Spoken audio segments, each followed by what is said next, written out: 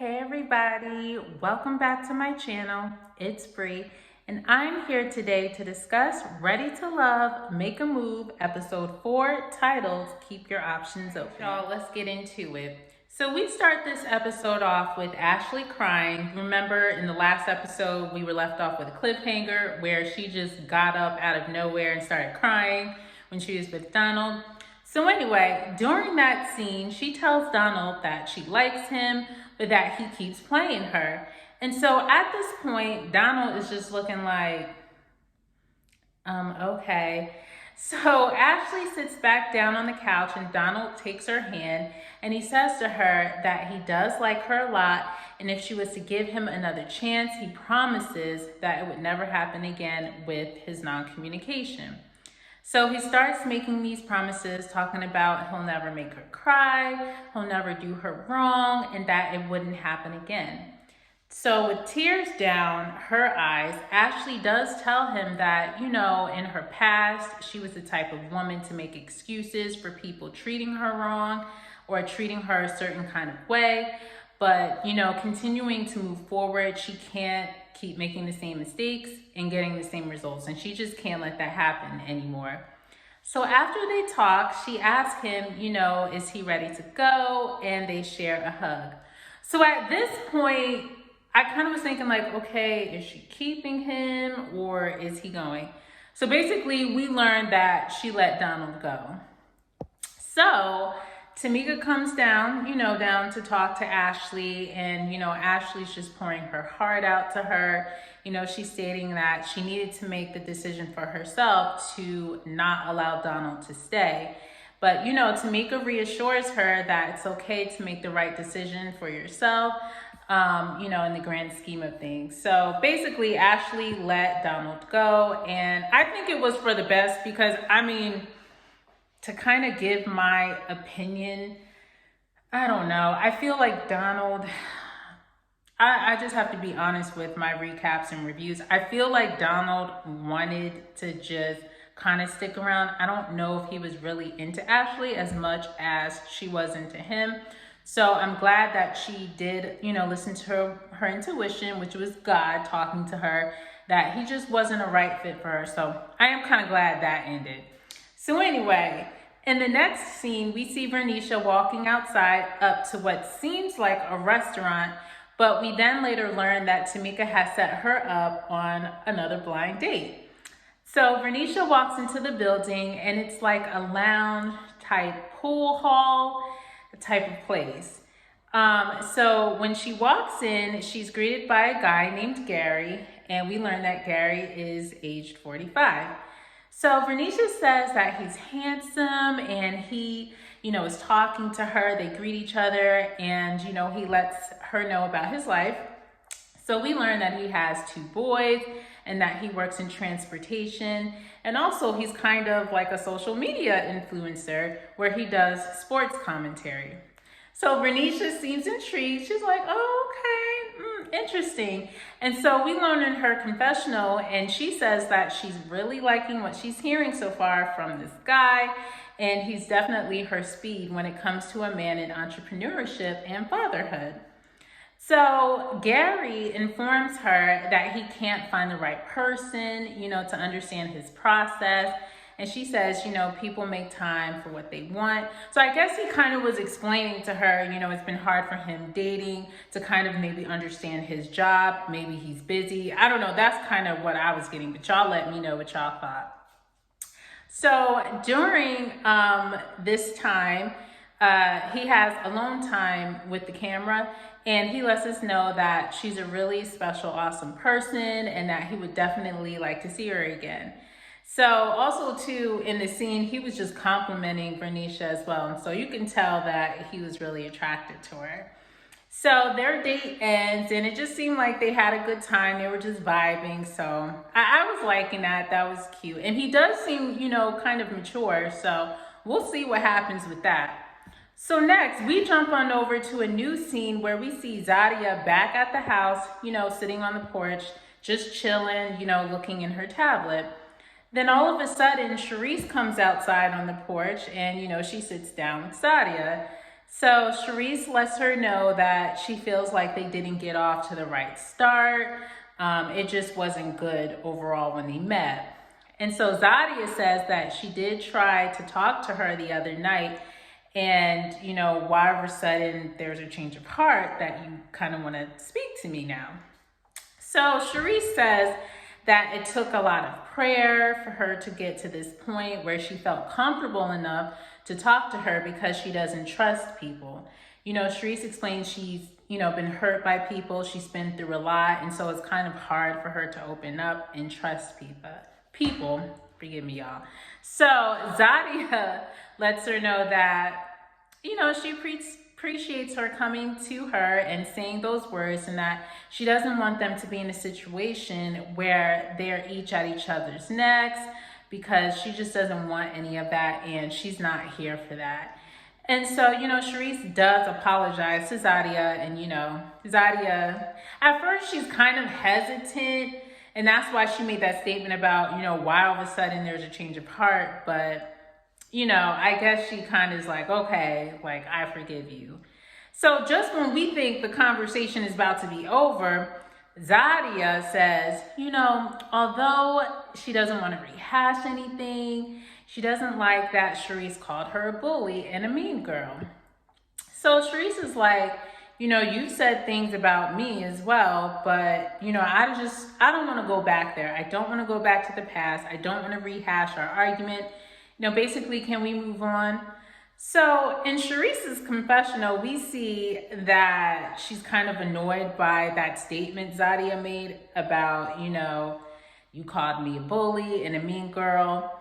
And she explains that, I'm not coming for you for no reason. It's just that, I didn't like the fact that you woke me up. You didn't even apologize. You didn't say thank you, nothing. And there's no reason why I'm just getting on you. So that's what Charisse says.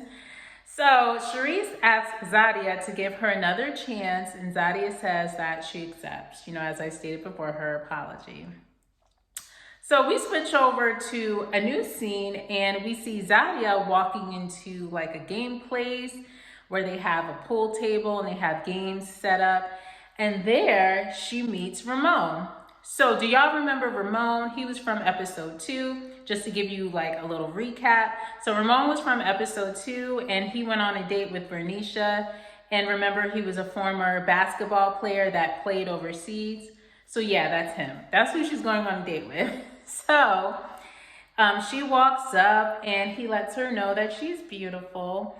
And Zadia tells us she was given what she asked for, because apparently she asked Tamika, I want to know who this guy is. She didn't get a chance to talk to him at the mixer a few episodes back, and he just kind of disappeared somewhere. So she was just like, I want to know who that is. Set me up on a date with him. And apparently Tamika obliged. So that's who her blind date is. So they start playing pool and having fun with each other. And Zadia shows that she's attracted to him. So he lets her know that he was a retired basketball player, and he's a country boy. And get this, y'all. He said that he has 17 cats. Now, pause. I don't like cats, so I think if I was in that situation, because I wouldn't want you to get rid of your cat. So maybe I don't know, but I that just can't fly with me. I'm allergic to cats anyway, so I don't know how I would feel about that if I was on a date and a man said to me, I have 17 cats, but that's neither here nor there.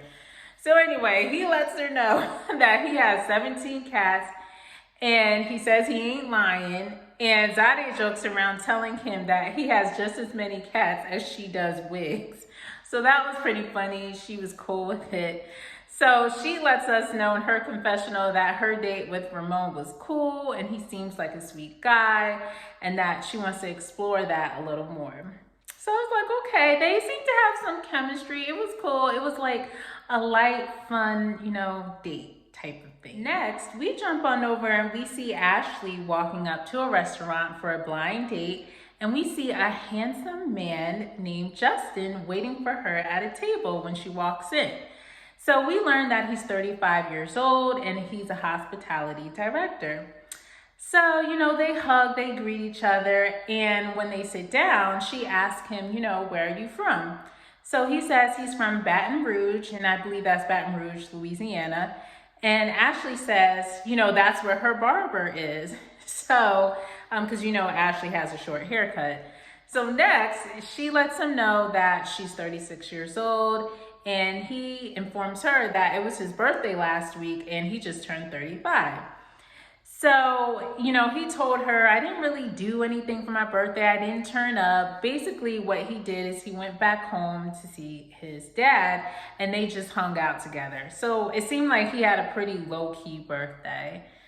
So next, he starts letting her know that he's big on principles and having things in place when it comes to family. So you can kind of tell he's really into family. And so then Ashley asks him if he has a particular type. Basically, what type of women do you date? Or what type of woman do you like, child? That's basically she's saying. And then he says, if I were to show you all my exes, they would be completely different. He said, he had exes that were light skin, dark skin, thick, skinny, and basically us as the audience, we just get the gist that he likes, anything that he's attracted to. He doesn't really have a type. They're all different. So Ashley seems very surprised by that, and she lets him know she doesn't have a type either. So he, as their date progressed, he asked her for his phone number, and, Ashley's just really happy that he asked her. So overall, it just seemed like in the date, they had a nice time together and they were just really vibing. So it was really cute to see. And I do think he's really attractive. So kudos, Ashley. So we'll see what happened with that. So next, we see Sharice walking into a lounge and we find out that she's going on a blind date with a new guy and his name is Keith. So Keith is 50 and he's a barber. So as soon as she walks in, he lets her know how beautiful she is. And then they sit down and they begin talking. And we learn that he was born and raised in New Orleans and he's a barber stylist. As I said before, he's a barber.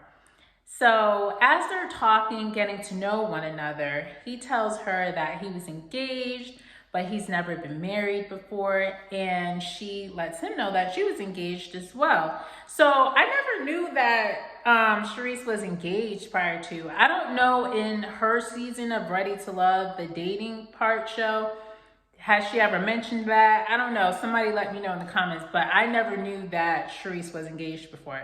So that was a fun fact. So I'm kind of, interested to learn about that story because I'm nosy. But anyway, he lets her know that, in his prior relationship, he realized, there were some things that he needed to work on. And it wasn't solely his partner's fault on why his prior relationships ended. He also had a part to play in it as well. So, Sharice is really liking that answer because she says it kind of lets her know that he's self-aware and that he's just not blaming everything on his ex, that he has taken accountability for some of his actions in his prior relationships. So she did enjoy that. So as they're talking, sitting down, getting to know each other, a waiter comes out with, a type of machine that has some type of liquid in it. So I'm just like, well, what is that? And so we learned that it's an oxygen machine. So what comes along with this machine is this tube that, goes into your nose. And once you turn on the machine, oxygen flows through the tube. So I thought that was really cool. I'm like, oh, okay, they're getting, like oxygen, something, kind of different. But I thought that was like a really cool thing to go to. So as they're talking with the tube all in their nose, getting oxygen, she lets him know that she's not looking to waste her time with anyone and that she wants a long-term committed relationship. She says that her date with Keith and Maurice, they're very different, because with Maurice, it takes time getting things out of him. But with Keith, he's so open and he's genuine, and you don't have to question him trying to keep the conversation flowing. You know what I'm saying? It's just organic in that type of way, because it seems like he's a talker. So overall, they had a cute date, and Keith said he enjoyed his time with her. So in the next scene, we see Vernisha meet up with Jabari at a wine bar. And so they sit down, they're talking, and they're trying out different wines. And so he tells her that, the other day she should have been out with him. And, she lets him know, child, I was busy, so, I couldn't go out with you. So he asks her, how is the process going for you? How are things? And Vernisha lets him know that she's enjoying the process, and she's enjoying dating. So when she's talking to him about that, he doesn't seem too fond of her, dating multiple guys. It's kind of irritating him. And he kind of let it be known to her about that. But at this point, Vernisha's just like, look, I'm exploring my options. I just want to see what's out there. I don't want to stick to just one guy that I meet the first day. I do want to see other potential suitors. So all of a sudden, he asks her, am I making a mistake by prioritizing you? And she says, no, you're not making a mistake, but I want you to keep your options open too. So he gets a confessional, and he lets us know that, it's not a team sport for him. He just doesn't like the fact that she's dating other men, because he don't like playing games, and he doesn't want to be an option to no one. So, during their date, she does let him know that she wants to be honest with him, and that she just wants their dating to just flow. She doesn't want to feel pressured. She just wants to have fun. She wants to get to know him and see, could, he be a serious match for her. But she just want to date y'all. Okay, just let it flow, Jabari, just let it flow. If it's meant to be, and if it's God's will, it'll happen. Just let a sister breathe. So anyway, next we see Zadia out and about with Cameron, and they go on a date to a glass art shop, and they began working on their art together, and they start talking. So she asks him, does he consider himself generous? And he says that he is a thoughtful person. She lets him know that he is helpful, and he says that he likes to be useful.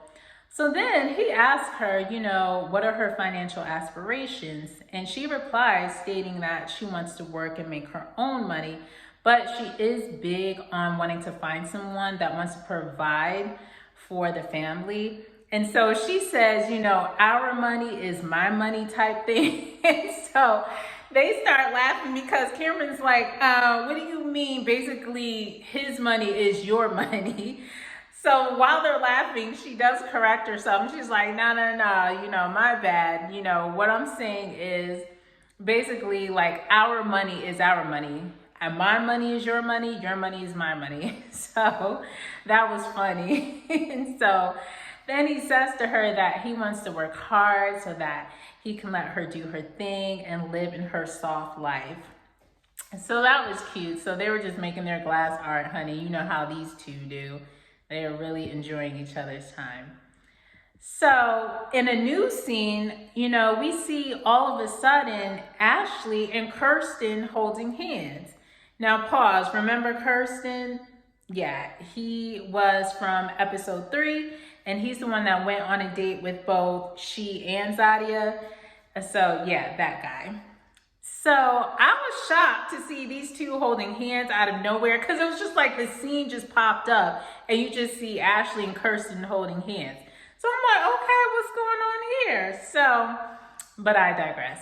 So they're walking into a bar to take a mixology class, we learn. So we learned that Ashley is a bartender back in Atlanta. So I was like, oh, okay, that's cool. So they're learning how to make drinks, and they're just enjoying each other's time while they're taking the mixology class. So Ashley says in her confessional that she's feeling vibes, that aren't, normal for her. She doesn't really get this every day. So from what it seems to me, I guess she's maybe talking about little butterflies she feels with Kirsten. She's never really had that, especially meeting somebody for the first time, going on a few dates.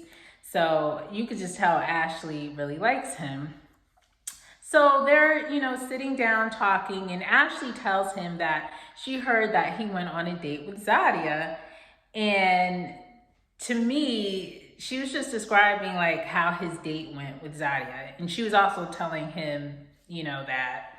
So when she was doing that, I'm like, Ashley, can you not bring up Zadia? You're on a date with Kirsten. He's not your man. You don't need to discuss with him about another woman. Just enjoy your date. Like, you gotta let these jokers know out here that you're not sweating it. Even though you might be sweating it on the inside, but you can't let him know that. And anyway, he's free to date, just like you're dating other guys. So, anyway, y'all know how I am with Ashley. So I just would have never mentioned that to him. And so, in any way, Ashley should know that Zadia is more into Cameron anyway. She likes Cameron. So that's even more of a reason why you shouldn't feel any type of way about Kirsten going out with her. But that's neither here nor there. So anyway, he lets her know that, he did like Zadia's personality and that everything was cool between him. But he said his date with her last week was better. So he lets her know, why do you keep bringing up Zadia, when I'm here with you? I want to get to know you. And can we just stay here in our moment? Just focus. So she replies and says, at the end of the day, she's going to make a decision as to whether or not she's going to keep him around. And, if she doesn't, she's about to make a move. So it seems all of a sudden like the conversation is turning left because Ashley's kind of getting agitated with him. And he's trying to explain to her, don't focus on that I went on a date with Zadia. Just focus on us. And I don't even know why you're even asking me about her. So they're talking about it, and she lets him know that, he's not listening to her. So Ashley needs to realize that Tamika was the one that put him on a date with her and Zadia. So I don't understand why she's getting so bothered by it. I would have paid it dust, just had a good time on a date and so on and so on. So she says to him that she's not looking for exclusivity, but that she's trying to see if he wants to hang out and be with her. And I'm like, Ashley, yeah, let's just continue on. So she says that she's looking for someone who's really into her and not into other women. So basically, towards the end of their date, they have an understanding of how she felt and how he felt. And he lets her know that he is looking for love. He's not here to play games. And so it seems like they made up and they're cool again. So y'all, I gotta be honest in these recaps. It is what it is. I need Ashley to have more confidence. You're dating other men. He can date other women. Y'all are not exclusive. I know you said you're not looking for that, but you want someone to be so into you and not other women. But that doesn't even make sense in dating. So I don't know, y'all. We got to get Ashley together because I cannot be having her going out like that in front of these men. Anyway. So in the next scene, we see Charisse and Maurice outside walking to a local restaurant. We do see they have these tennis rackets in their hand because they were about to go play tennis, but then it started raining. So they decided, you know what, child, let's just go to a restaurant. So they get to the restaurant, they sit down, just chilling, and she lets him know that Zadia's birthday is coming up and they're going to surprise her with something. So he informs her, okay, just let me know, I can swing by. So she starts talking to him about how her process is going, the dating process, and how she's looking for someone to be that person she can take a step with.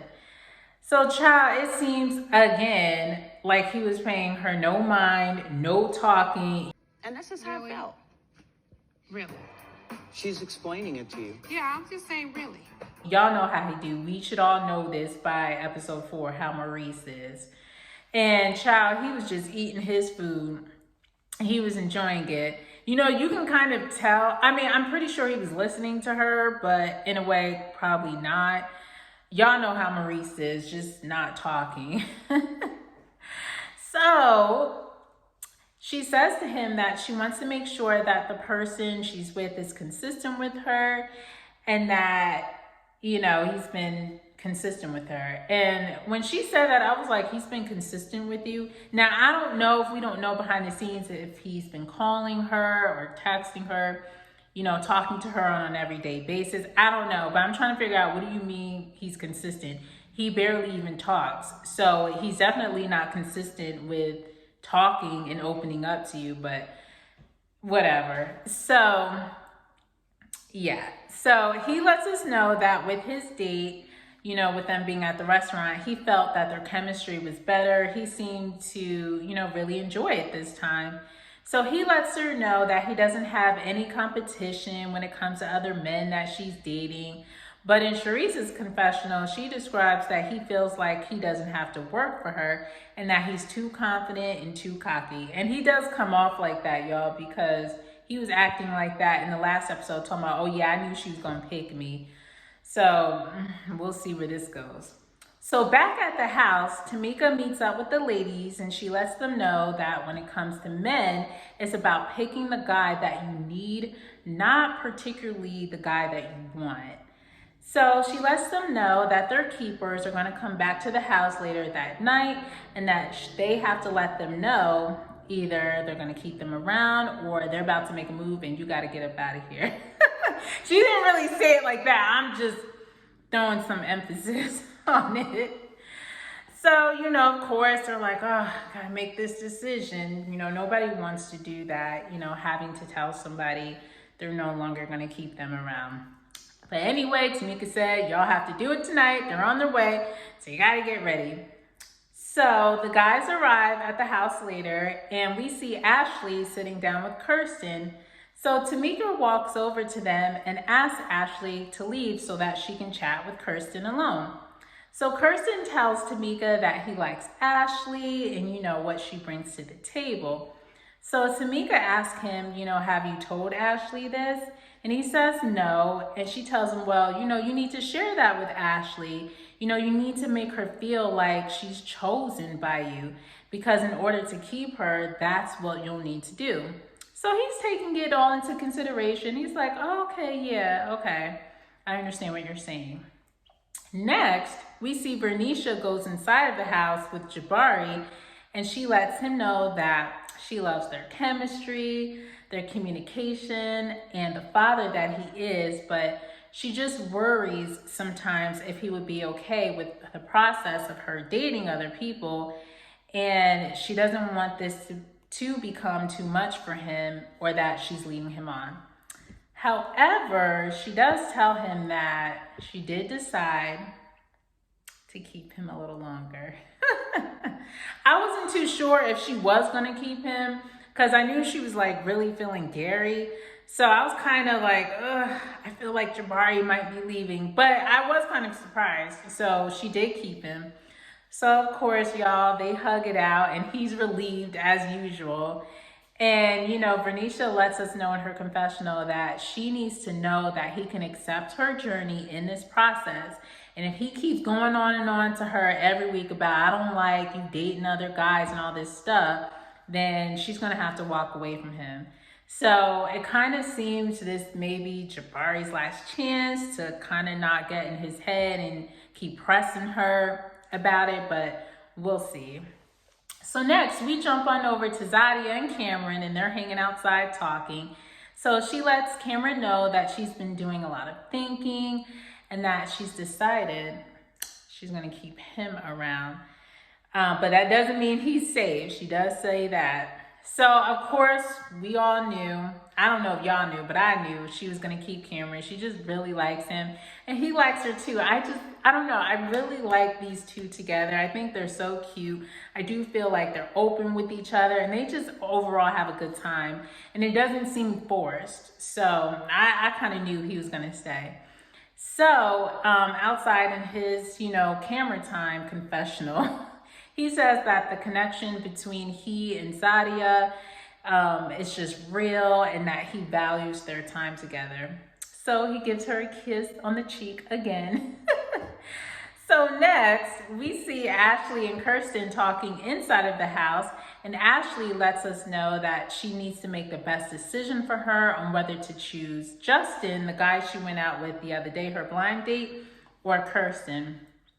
So in her confessional, she says that she doesn't like that Kirsten is combative with her and that it kind of drew some red flags. So as they're talking, she lets him know that they have a definite connection, and he tells her, I like you. And as soon as he says that, y'all, she's just so giddy. She's just smiling, when he said that. So he proceeds to tell her that he likes her character. But then all of a sudden he puts his foot in his mouth and says that he likes her craziness. I said what I said. Okay. So I'm like, Kirsten, it was going all well until you said that. Now, why did you even say that? Why did you say you like her craziness? That ain't right. Anyway, so immediately, y'all, Ashley's body language just changed. Her facial expressions changed. Like, I know this Joker did not just say he likes my craziness. And so she says to him, I think honestly, that she wasn't sure if he wanted to date everyone or if he was just focused on dating her. And he says, you have to first enjoy a person. So I'm like, Ashley, you brought it up again. So next, Ashley says, at this point where we are, and scene. So yeah, y'all, another cliffhanger. So overall, I give this episode an 8 because I thought it was good. I felt like the confrontation between Ashley and Kirsten was very interesting. If you want to know my opinion, I do believe she's going to let Kirsten go and that she's going to see that new guy, Justin, she went on a date with. I think she's going to see him next week, but we'll see. So y'all let me know in the comments below your thoughts on this episode, and do you think Ashley is going to keep Kirsten around or not? Before I go, I would love to say a prayer over you, as I do in every video. So, may the Lord bless you and keep you. May the Lord make his face shine on you and be gracious to you. May the Lord turn his face towards you and give you peace. This is my prayer over your life in Jesus' name. Amen. So you guys take care. You guys have a good weekend. Definitely stay tuned for the next episode that I'm going to recap. That'll be episode 5. So I'll see you guys later. Bye.